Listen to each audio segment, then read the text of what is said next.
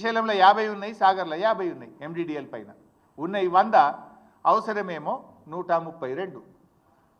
అవసరానికి సరిపడా నీళ్ళు లేవు అంటే ఇప్పటికే ఆంధ్రప్రదేశ్ తీసుకుపోయింది 657. ఇది కేవలం మీ ఫెయిల్యూర్, మీ చేతగాంతనం, మీ నిర్లక్ష్యం, లేదా మీరు లొంగిపోయారు. చంద్రబాబు నాయుడు గారికి మీకు పరోక్షంగా మీరు ఏమన్నా బహుశా రేవంత్ రెడ్డి చంద్రబాబు నాయుడు మధ్య ఏదన్నా మరి పరోక్షమైనటువంటి ఒప్పందాలు గురుదక్షిణలో వాళ్ళ మధ్య ఏదైనా ఉంటేనన్నా జరిగి ఉండాలి. అయితే ఫెయిల్యూరు, లేకపోతే మీరు ఉద్దేశపూర్వకంగానైనా పరోక్షంగా చంద్రబాబు నాయుడుకి మీరు సహకరిస్తున్నారని అనుకోవాలి. Thank you.